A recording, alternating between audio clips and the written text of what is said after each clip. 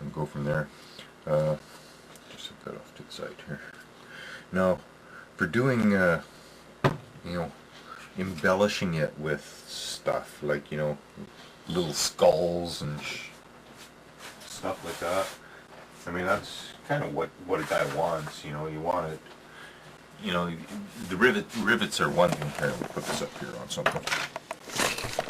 I mean, the rivets and stuff add to it, hey. But you also want to have, you know, skulls or, you know, technicals and stuff, and you don't want to have to do them all the time out of, you know, green stuff, individual ones out of green stuff. You can. I mean, that doesn't take that much to. Well, yeah, it does. Who am I kidding? You know, some people really can't model if you know, what is this stuff? Oh, this is milliput. You know, for people that use green stuff, you'll kind of, you know, recognize the technique. This stuff is milliput. So a guy could do it, you know, out of you know, green stuff, or like I said, out of milliput or something like that. You take equal amounts and mix them together. That stuff looks like it's got a coating on the outside of it. I probably should have taken that off.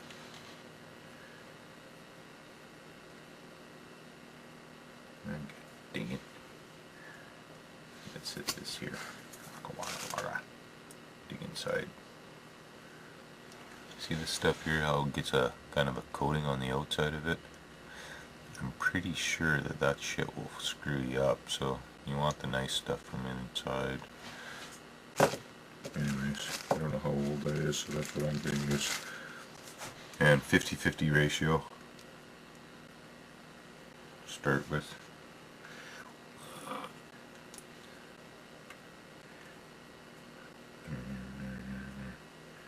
Now this stuff, you can kind of like press this into a mold, or you can make molds. Well, you can do anything, you know, out of green stuff. I had some skulls around here.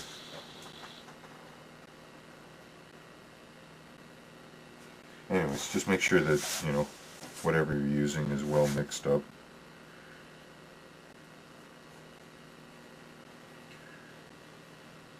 Now I was going to do kind of a big scully thing in the middle of here. Well, not in the middle, but top of the door. Probably do it in one of these triangles. Now if a guy was going to cast this piece has to come off, because you couldn't cast that on there. You'd have to do it two-part. Just back on the topic of casting.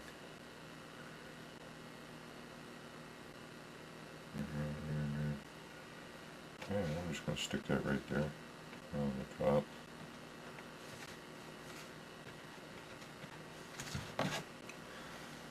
Bung. Now for modeling tools, how much time do I got? Like I said, I've got some chores I got to do here before the wife gets back. 3:21. Lots of time. Yeah, I always go right to the wire array. What we got for modeling tools in here?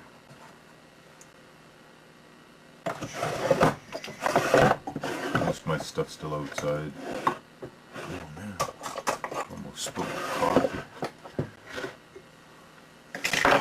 We are going to use a small Robertson's and a pointy thing. Robertson's is one of those square screwdrivers. The other ones are Phillips. The star-shaped one, that's a Phillips. These are Robertson's. Okay? I guess they're a Canadian screwdriver. They're good screws, you know.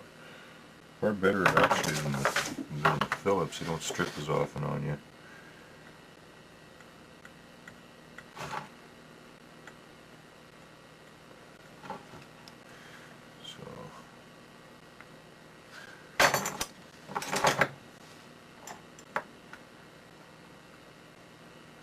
Yeah, you can buy all kinds of fancy modeling tools, but I mean, some of my nicest sculptures, I've used an old hacksaw blade that I made the tool out of, and that's what I, did the whole thing with.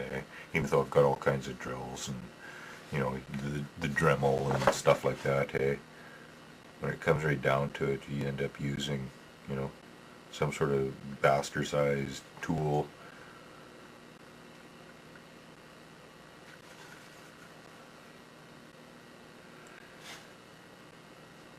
I suppose because this door is all kind of straight angles and stuff, I can't really have anything too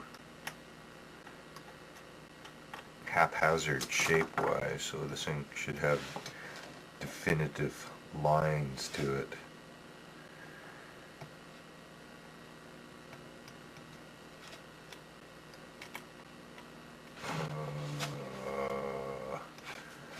Okay, I'm going to play around with this for a little bit and then turn the camera back on, because for some reason I can't think and do this at the same time, yakking wise.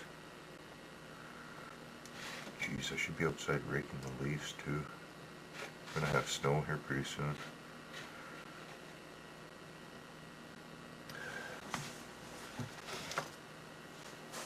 Yeah, snow's coming.